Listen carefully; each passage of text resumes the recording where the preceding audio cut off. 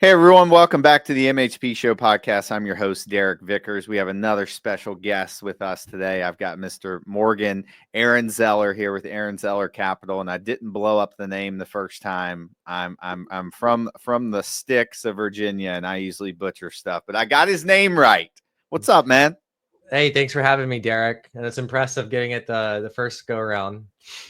Yeah, I know, man. That must say something about me, I guess. I usually slam names, but maybe I'm getting better at it. So, but anyways, cool, dude. Happy to have you on today, and excited about our conversation. So, I want to know, you told me a little bit something about something you did when you were really young, and I want you to talk about that as sort of your entry point into getting into real estate. So, I'll let you kick that off.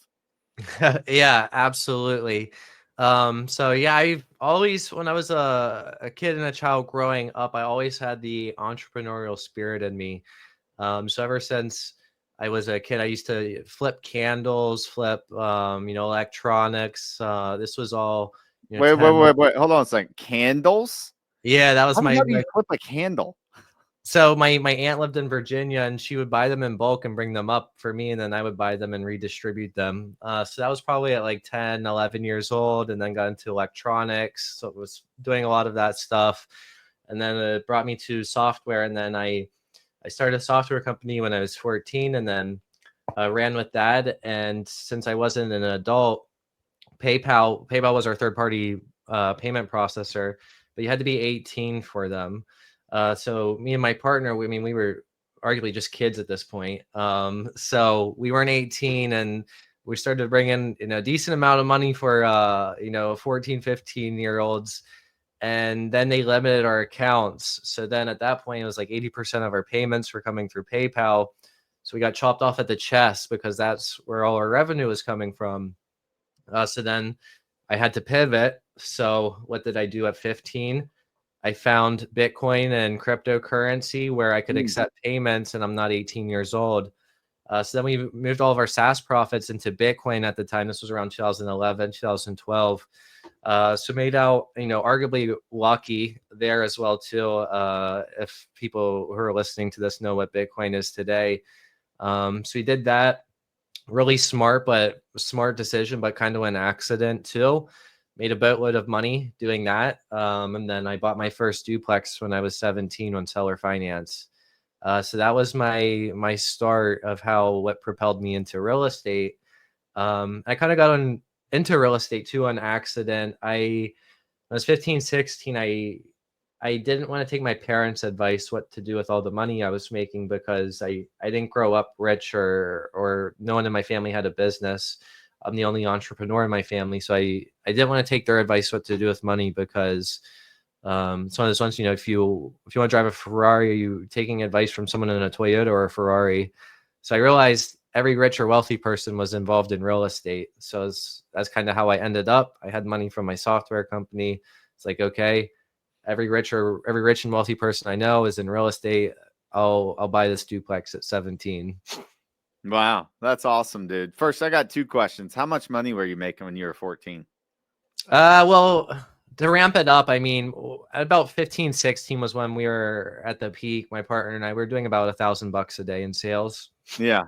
But the margins in software are very high because once you get the product done, really the cost is marketing. And we had everything set up on auto buy systems. So our customer service and other, input was very, very minimal. So it's really just marketing dollars. So you have really high profit margins there. Yeah, I love that. Yeah, when I was 14, I was too worried about, being the cool person in school, which was stupid in hindsight. I forget what the other question I had was. Oh, what did your parents want you to do with the money? What did they didn't really know what to do. They didn't necessarily weren't steering me what to do with the money. I put it on myself, like even regardless of what they were investing or would even tell me to invest in. The whole reason I started the software company was because I wanted to I came from really humble beginnings. So I wanted to be able to provide more for them in the future. So that was the whole reasoning behind it. So it's not necessarily a particular thing they wanted me to do. I just realized, okay, I need to get in a different circle, if that makes sense at that age. Yeah, yeah. No, it's interesting, and like, at such a young age, you having that mentality. I feel like I always knew that, but didn't really develop like certainty behind it until I was in my 20s because I did, was too worried about other things, partying and like, stupid shit. But I you did know, that too. So I mean, I don't, I once I went to college, that's I had a lot of focus on that. yeah, of course, of course. But but you were buying deals, right? Weren't you?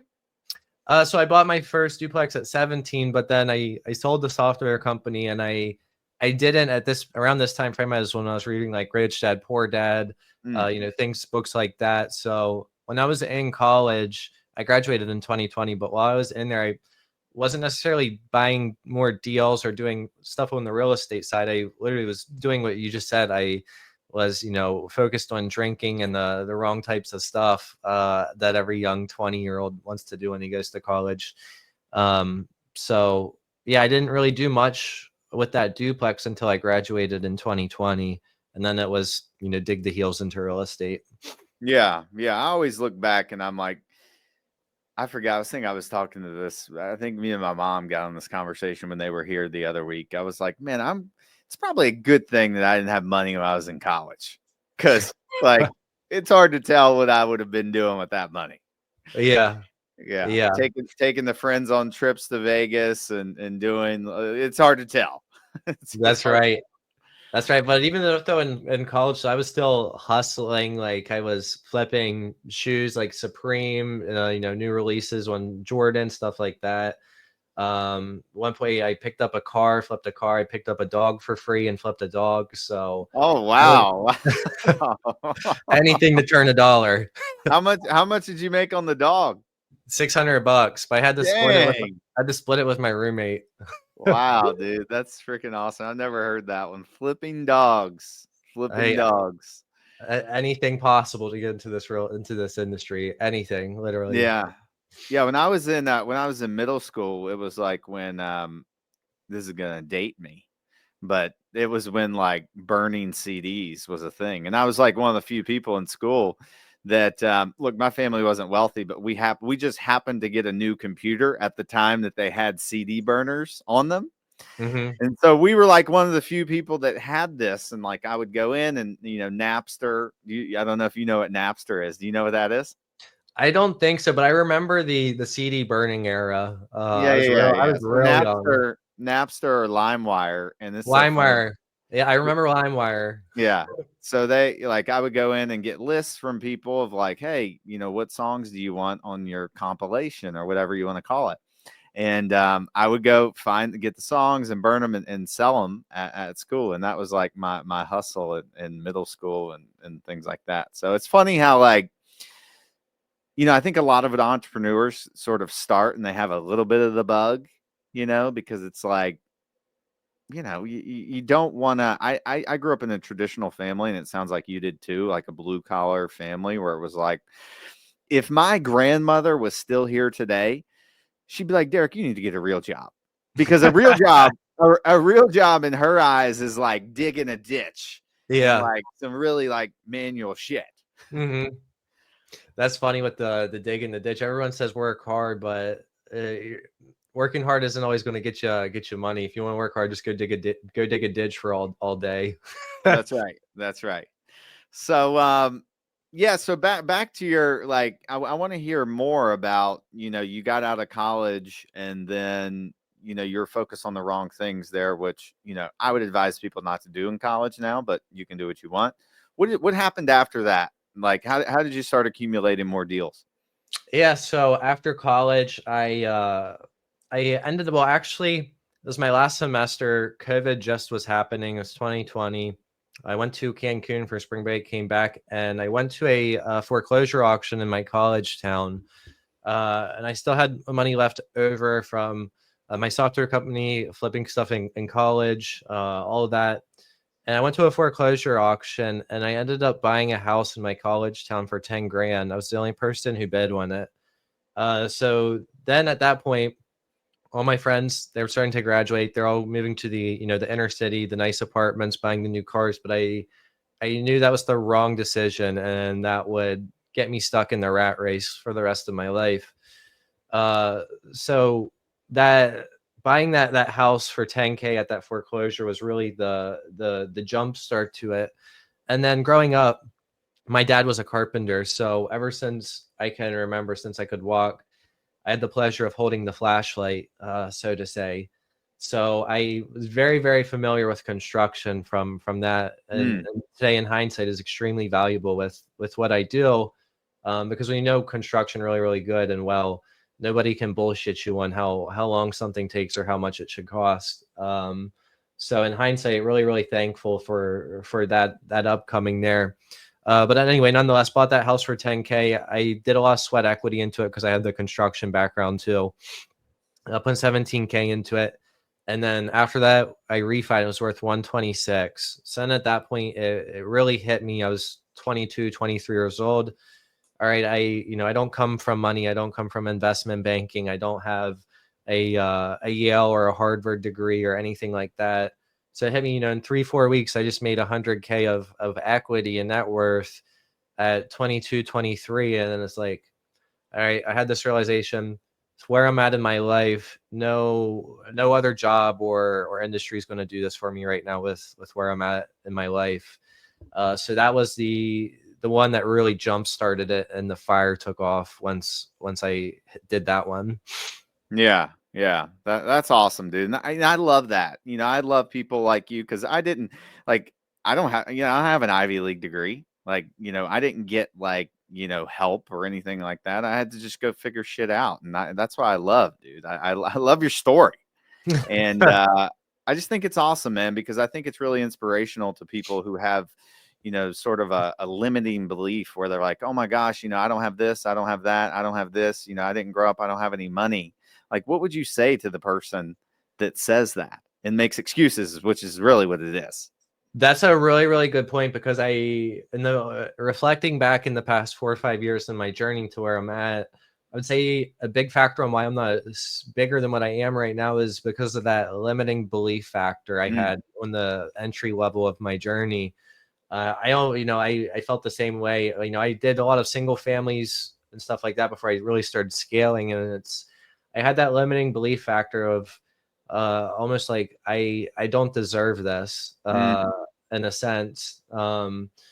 So with where I come from, it's like no one else is doing anything like this. But if someone has that limiting belief factor, I mean, I'm no different than anyone else, really.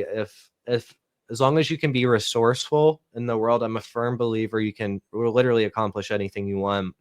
And I think a lot of people get scared, or the analysis paralysis. And what I would say there is, go find someone who's doing what you're doing, is living your ideal life, does what you want to do, and go work for free for them. I know a lot of people won't do this or sacrifice this, but this is really going to, give you the education and the reps to build the muscle up so you get familiar. And then in 6, 12, 18 months, you can go off, and from the education you learn, you're a lot more comfortable because you've already did it with someone else. So that's, in my opinion, if I could rewind, go back to younger 18-year-old Morgan, I would find Morgan today and I would go work for free for him to learn, not to make money, to learn, and then execute on that education you learn for yourself. Yeah, I love that, dude. And I think more people should look at that. But some people, like, they have egos and they're like, I don't want to do that. I don't want to go, I don't want to go work for somebody for free. You need to pay me $100,000 a year. Yeah. And then therein lies the problem.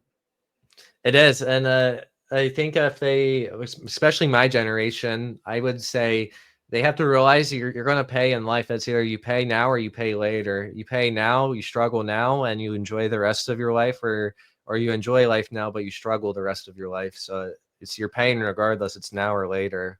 Yeah, for sure. And I think, one thing I wanted to comment on that you said about, the analysis paralysis thing. Like, I've seen people that since I've been in this industry, for the last, I guess not even 5 years, almost 5 years. No, it's about 5 years now, but, they have been in different groups. They've been in different masterminds for like this whole time, and they still don't have a fucking deal. Oh yeah. And they come to me and they're like, oh, well, I need help with it. I'm like, dude, like, I don't know what else you can be taught at this point. At some point, you still have to, like, there's still some like uncertainty, and you're going to have to dive and go head first into the uncertainty. Because even me on some deals that we do, there's still some uncertainty there. I don't know if you ever have that. Like, you have the more ability to deal with it and more, I guess, knowledge, but like there's still some uncertainty there you have to deal with on these deals, and it's never going to go away. You're never going to be 100% certain. You're never going to be like it's always going to be there, you know? I totally agree. I mean, sometimes deals to this day, I think the really what sets apart the really successful entrepreneurs is the ability to handle pressure and deal with stress. The higher your correlation of performing under pressure, and the more stress you can handle, I think that correlates with more success in a sense. Yeah, I agree because you're gonna have that, and I think I made a post about this yesterday to a degree. Like, you have, what I was saying really is like, hey, you've got multiple deals and multiple properties and other businesses that you're involved in. Like, there's more likely than not, you may have an issue coming up in one of those deals or some situation, but like, you still have to stay focused on your targets and your goals, and like, hey, we're going to deal with that problem and handle it. But like, you can't let that one little thing pull you down, because the bigger you get, inevitably there's going to be things going on. And you're just going to have to deal with it. I forget what book I read, but it was talking about the I can't remember, but it was like the Disney, a prior Disney CEO was just opening up. I think it was like maybe they're China or Japan. Like, it was a big, like, massive thing they were doing, expanding over the world. And here in the U.S., I think it was, I don't know if you remember in Florida, but maybe it was when that kid got eaten by the alligator in Disney. Do you remember that? It's not ringing a bell, but I So it don't might have doubt been it. that or whatever, something else, like, terrible thing. Yeah. But this particular thing, the CEO was like seen at a press conference in the opening, and like didn't seem stressed out about whatever the tough situation is. I don't remember exactly what it was, but I forget what the quote was exactly, but he was talking about something like that. It's like, hey, you're going to have stuff going bad. You have to, like, hey, these things are going good too. And you have to, like, focus on those things while handling the other things. And it's inevitably going to happen. That's really right. It reminds me of the book I have right here, Pivot or Die. Yeah. I don't know if you ever read it or not, I but haven't. that's literally what they talk about. All business leaders and business too. It's not always up and to the right. You have ups, downs, waves of. It's not always sunshine, so to say. But yeah, that reminds me a lot of that book, Pivot or Die, that I just recently read too. Yeah. And it's also too, is like, once you grow in your business, right? And you're like, man, you feel confident. You're like, I'm going to take on more area. I'm going to take on more space. When you inevitably go and try to fill that, you're going to run into something, right? Because it's new territory, like, you're doing something different, like, you're going to run into something, right? And so just be prepared. Yeah, I call it new levels, new devils. Oh, I like that. New levels, new devils. I Yeah, like and that. too on the analysis paralysis part, I see a lot of people, they want to I think that a lot of people, when they start out, they should focus on the deal.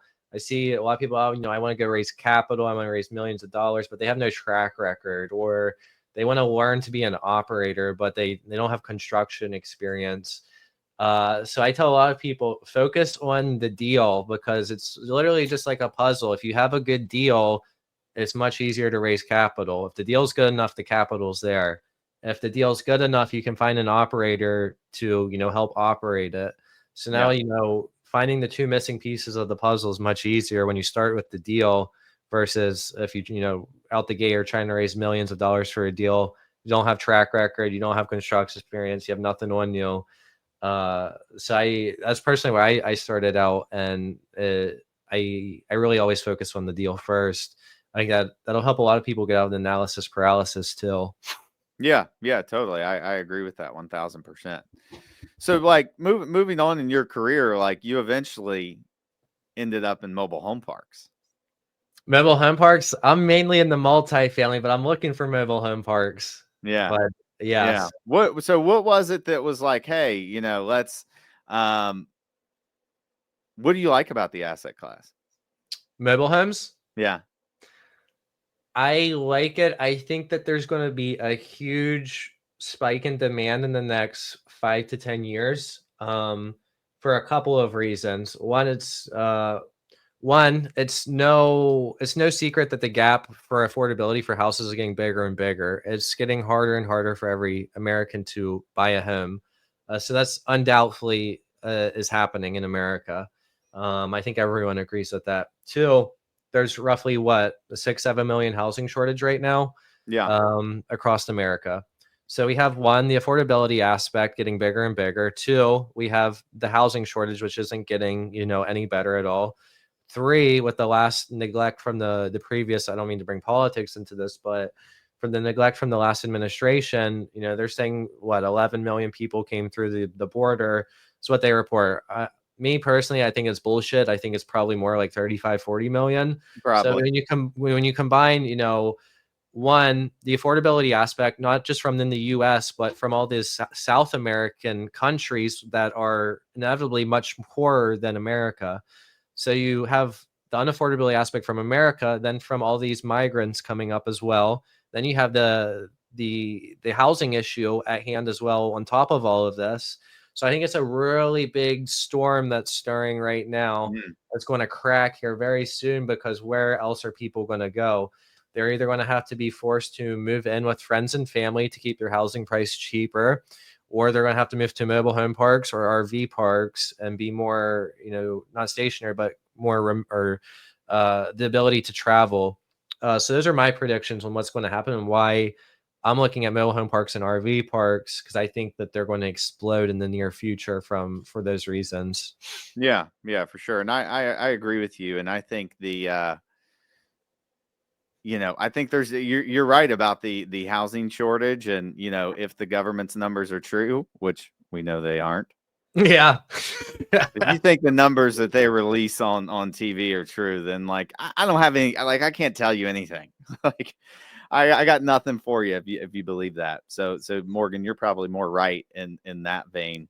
Um, so how did you? I wanted to, because like I'd love to crash some people's limiting beliefs. We've already done that. If they say, "Well, I'm too young, I don't have any money," like you obviously did that, right? You made it work. Like, but how did you structure some of your deals that you got? Like some of your, like, how many units do you have now?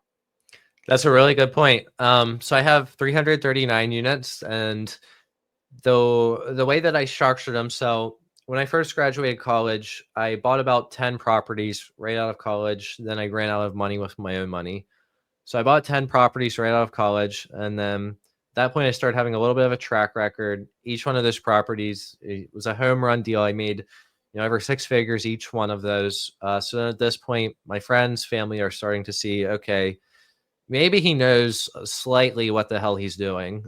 Yeah, But yeah, so I did that, and after that, people started seeing it, and then it's like, okay, I have I have the S&P 500 here where I'm making, 5, 6, 7%, or it's sitting in a bank doing nothing. So then people start wanting to invest with me. So then I started taking on partners, got to about 30, 40 properties in the single family space, and then I jumped to multifamily. So like a lot of those in the single family space, where I would find the deal, what we were just talking about, because when you find a good enough deal, you can raise capital. So I would find the deal, and then I would play operator because I knew construction. So mm, I would handle everything A to Z on the operations standpoint, and they would provide the capital.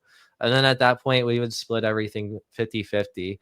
So we did that. And then when I got out of the single family space, started doing a lot of creative finance. So that's where the seller will hold the note, or I'll take over existing loan subject to existing mortgage. So then the last 1 to 2 years, I really started honing in on that with multifamily. And I got really, really good at talking to sellers and talking to brokers too, and talking to owners into low and no money down multifamily apartment complexes. Mm. So, for example, I got my dad and I a 19 unit, $0 down, cash flowing day one in our hometown. I got us a 25K down for a restaurant as well. What else? Back in December, I just bought a 46 unit for 20K down. The seller's holding a $1.1 million note at 0% interest. Here, April 3rd, I'm closing on a 47 unit, 120K down. So that was really my niche right now that I play in. A lot of the low to no money down, creative finance, multifamily apartment complexes. And that's what really scaled me to where I'm at today. And a lot of all these deals are heavy value adds too. So Right. like, I mean, I can call one person and get 20K funded for a 46 unit apartment complex that the owner's holding a 0% interest note. Very, very easy. Versus on the other hand, if that deal was shit, it'd be much, much harder to raise capital. So that's why I said that too in the beginning. Start with the deal, find the deal, and then you can piece together the rest of the puzzle. So that's generally how my deals are structured now, where I'll find the deal, I'll run head on operations, everything, and then I'll call one partner in to fund the down payment and the renovations. And then I won't touch the cash flow. I'm already free, so like it doesn't change my life anymore. So I don't touch the cash flow by any means. All the cash flow stays with them. And then when we refinance and do the business plan in 12 to 24 months, refinance them, return them all of their capital, and then we split the proceeds 50-50 and the future cash flow 50-50. Mm. Mm. Nice. Nice. Yeah, I mean, so how are you finding those kind of deals? Because I feel like, all the sellers that we talk to, they don't want that. They don't want that.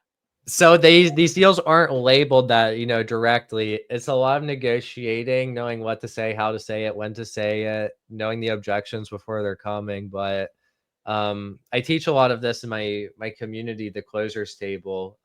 We teach that twice a week with that type of stuff. When how to find those and setting that deal flow up for that. But it's all inbound where I'm not chasing any of these. So like I have everything set up from an inbound marketing perspective. Mm-hmm. So my inbox is just flooded with these deals every morning, and then I go through and filter out the good from the bad and go about it that way. So I'm not doing, the stuff you see most people driving for dollars, sending mailers, that type of stuff. It's all inbound stuff, all organic and inbound. So we're not spending a dollar on marketing either. Yeah, and are you getting those leads, I guess, from your community or like what? No, they're just strictly from the groundwork I've put in for the past four years. I'm being very strategic about it. Yeah, like what kind of groundwork? Like meeting with brokers and wholesalers, or like what? Something like that. Yeah. Yeah, I get asked, that's the $1 million question everyone always asks me. yeah, yeah, But they're not all labeled that way. It's a lot of negotiating and knowing what to say. That's the key part. So like these deals when they get sent to me, it's not, that 46 unit for 20K down. Like it was on the market at 2.4 million. I negotiated it to seller finance 20K down, and I got them down from 2.4 to 1.88 million. yeah, yeah. Yeah, I mean, look, that's because what we've ran into is that like, these sellers, maybe I'm not good at finding why they want to sell, but they don't want to entertain any of that. And I think some of it in mobile home parks is that they've been flooded with calls and they've been told that they can get them a cash offer at this, and so they're like a little bit I don't know what the word for it would be, but it seems like I've done some seller financing deals, but no like crazy $20,000 down type deals. they they don't come well, I was gonna say they don't come too often, but I've been getting I've been seeing an influx in these. Like I got another 24 unit for 33K down before, 18 units for 70K total, 12 units for 55K. So that's really my bread and butter where I stay in. Yeah, and what areas are you buying in? So I operate in 8 different states right now. I'm open to everywhere except New York and California. So Yeah, like right now I'm actively in, let's see here, PA, West Virginia, Illinois, Indiana, Kansas, Texas, Florida, uh, Iowa, Missouri. Going to potentially have some stuff here in Montana. I have 96 units coming for 250K down, and then going to potentially be flying out here to Wyoming maybe next week or the following week for an RV park. That one's 132 pads, 75K down for that one. Nice. Yeah, man, that's that's great. You can work out those deals. Maybe I'll have you and I'll give you a little fee on some of these sellers that I'm talking to now. Maybe you can come in and negotiate me a sweet little deal on some of these things. I am pretty good at negotiating. Yeah. What do you think is like, let's talk about that for a little bit, negotiation. Like what do you think makes you a great negotiator? I would say not willing to bend at the knee, if that makes sense. A lot of people will crack. I don't, if that made in a sense. A lot of people will give to like example in a negotiation. Generally, whoever spitballed the first number loses, right? So like I always see brokers or sellers, make the first offer. No, I'm not making the first offer. You make the first offer. Yeah. So like I'm very blunt when it comes to that type of stuff. So I see a lot of people crack and then they're like, oh, I'll shoot the first offer. And it's like, no. Yeah. I think being true to where you need to be is very, very critical. That's big. Yeah. So it sounds like you have like, personal policies here that you don't violate when you're negotiating. There's certain things I say and do that have a much higher success factor at getting these closed than other things. But yeah, it's pretty. I'm not saying it works for everyone, but there's certain things you can say and tweak and bring psychology in to get them to open up to it. Yeah. Because I mean, the sellers, like, they obviously have their own ideas about things, and you have to sort of, I think what comes in the negotiation too is like knowing, like you said, knowing your numbers, knowing the business and things like that. You can, get more deals across the finish line at, prices and terms that are favorable to you. It is. And then too, like I post a lot of like social media content, things that we're doing and just generally educating the market as a whole. So like a lot of these sellers or brokers, they'll obviously Google me beforehand, and that helps tremendously a lot too, when they realize that they're dealing with a real buyer who can get the job done when it comes to it. Yeah, that's huge. I mean, if you don't, that's why we do a lot of content and stuff online. So like, people see that we're real, that we can close, that we're closing deals. I mean, it makes a big deal. And, some people can still get deals done, but you have more of an uphill climb, I think, when you don't have that. For example, the deal that we have under contract right now, I basically reached out to the broker through LinkedIn and I said, "Hey, I'm buying this deal. Where do I send the contract?" And, he inevitably looked at my LinkedIn profile and looked me up and saw that, like, we've done this and this and this, and he sees me posting content. So I could tell when he called me about the deal, he's like, "Oh yeah, Derek." Like, he was like, he knew I was the buyer for the deal. He was like, we had a buyer. And, I think that's huge. Like, it helps tremendously. And also too, with like, other aspects of things, investors and whatnot. So anyways, so what else do you think, Morgan, as you're looking, you have 339 units, like where are you going next? That's a good question. I would like to see at the growth we've had in the past 4 years, we should easily be at over 1,000 units this year. Not easily, but with some effort or some reasonable effort. But I'm more or less right now working for my partners, and I'm trying to hit their goals for them for a couple of reasons. One, they helped me get to where I am today, so I want to bring them up with me. Two, I think it shows about one's incredible amount about one's character. And three, when you have a really, really good group of talented individuals, if you can paint that picture of hitting their goals inside your organization, and making it a point to that you're working for their goals too. I think it's a incredible way of retaining top talent within an organization. So that's, I would like to hit 1,000, but really I'm pushing for my partner's goals for really that's the main objection right now. And then if I hit their goals for them, that's a byproduct of successes for me because we're partners. Yeah, you'll inevitably hit your targets and things that if you help them get to theirs. And I forget who actually said that, but I think I've heard it multiple ways. If you help other people, then you'll get to where you want to go. I'm a firm believer in that too, because if you look at the biggest tycoons in the world, they've given an incredible amount to people. The people who are at the top, they've given the most. If you really think about it. So I'm a firm believer in that as well. Yeah. Well, cool, Morgan. I mean, before we head out on the show here, is there anything else that you would like to leave our listeners with?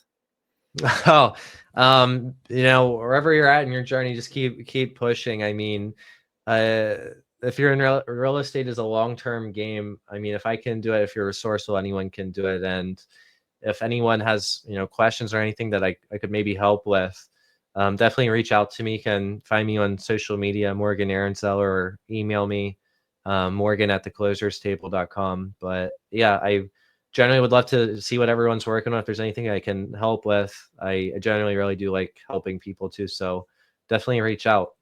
Yeah, for sure. Yeah. I wanted to ask you this. Did you ever have a time when you're like, man, this is hard. Like, am I going to stay in this? Because you mentioned keeping going. So I just wanted to ask. Yes. I mean, probably for my first 4 years, I mean, it's probably 100 to 110 hours, 120 hours a week working. So I did a lot, but I also realized the harder I work now and the more I sacrifice now, the bigger the reward will be later. So it was a lot of work on the front end, but now it's I've set things up where I delegate. I delegate a lot of stuff I do now, and I only take the really meaningful and deep work that I really enjoy doing, like the asset management calls, strategy calls, when things are really going to move the needle in the business. So it is definitely hard on the front end, and but you just have to be persistent and just never ever give up. You can't fail if you never give up. Yeah. That's the key. It is hard, but as you scale and get bigger and you develop systems and processes and your network gets better, you meet better connections, it gets much easier. Yeah, for sure. I think in the beginning it's more difficult because you're trying to produce and you're trying to organize your business. You're trying to get people to come on board. You got to train them. You're figuring out your processes. You're figuring out all that while you're still trying to produce because you have to make money, right? And it gets tough. So yeah, like I said, you struggle on the front end, enjoy life on the back end, or you enjoy life on the front end and you struggle in the back end. That's right.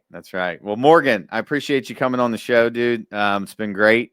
And we will see you all next week. Peace out. Derek, thanks for having me. See ya. Yeah, man.